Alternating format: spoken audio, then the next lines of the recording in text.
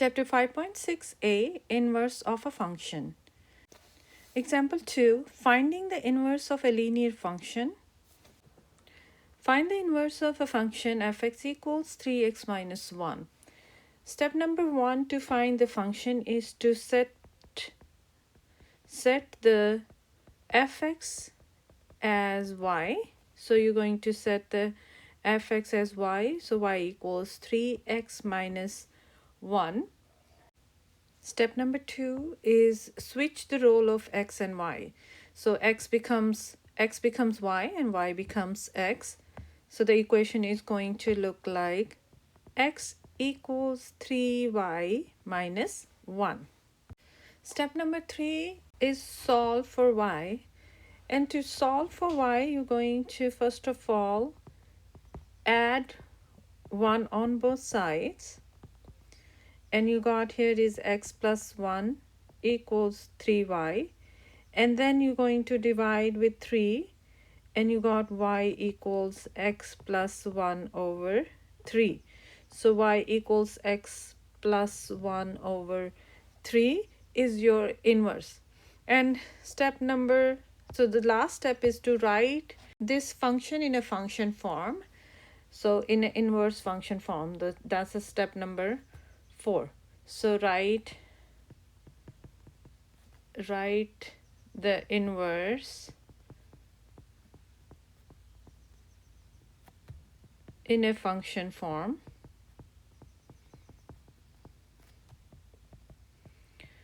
So to write this answer in a function form, you can either write the f and on the top you write -1, and that indicate that this is the inverse of fx, or you can write a totally new function gx and say that gx is a inverse of fx.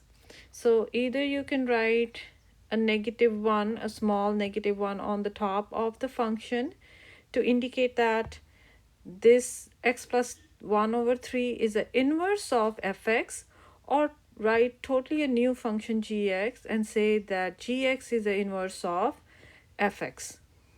Now we are going to do the U-try problem number 1 and 2. So the first problem is find the inverse of fx equals 2x. What you're going to do first is to set the fx equals y, so y equals 2x, and then you're going to switch x and y, and it means that x becomes y and y becomes x, and solve for y. It means that you're going to divide the 2 on both sides. You got y equals x over 2. So this is going to be your inverse of fx, and you can write it as f inverse x, or you can write a totally new function gx, where gx is the inverse of fx, and that is x over 2. So the inverse of the function is x over 2.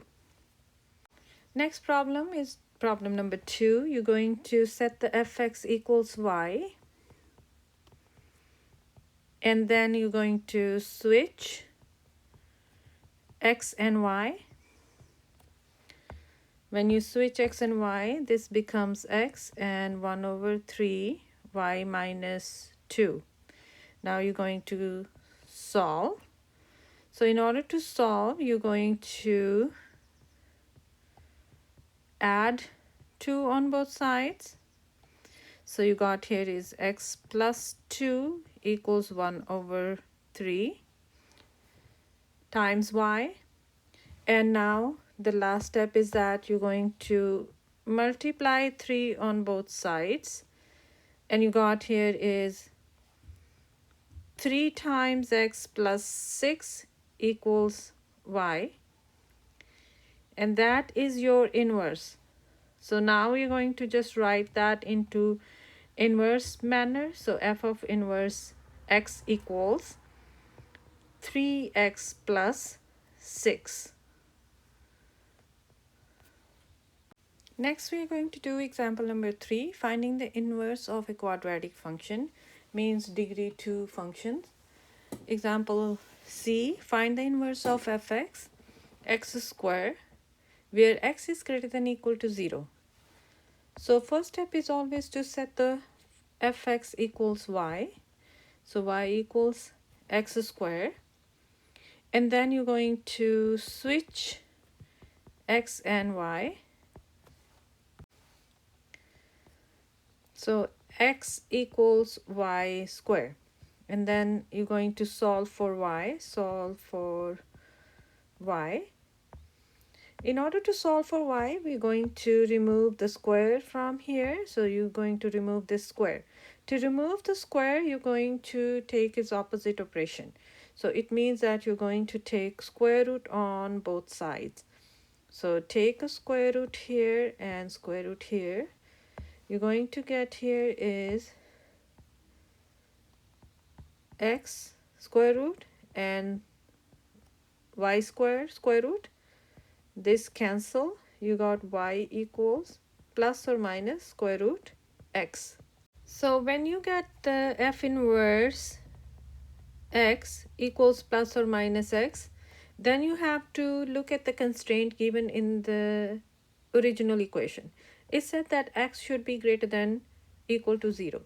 It means that you have to remove the negative sign and your answer should be only positive square root x.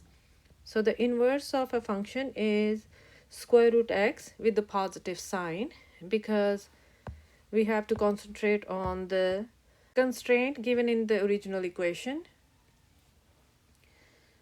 Second is next function is fx equals x squared minus 2, where x is greater than or equal to 0. Step number 1 is always set the fx equals y. Then we are going to switch x and y. So x becomes y becomes x. And then the next step is we are going to solve for y. It means that you're going to remove the 2. You got x plus 2 equals y square. And then you're going to take a square root on both sides.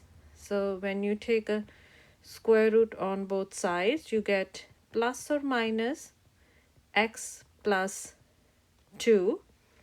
Square root and square cancel. So y equals plus or minus x plus 2 square root. But in the given equation, it said x should be greater than or equal to 0. So we are only going to consider the x plus 2 with the positive sign, and we are not taking the negative sign. Write it into the function form. So f of inverse x equals square root x plus 2, and that should be your answer. You can either write the function with the negative on top, saying that this is an inverse of fx, or you can write gx, saying that gx is the inverse of fx.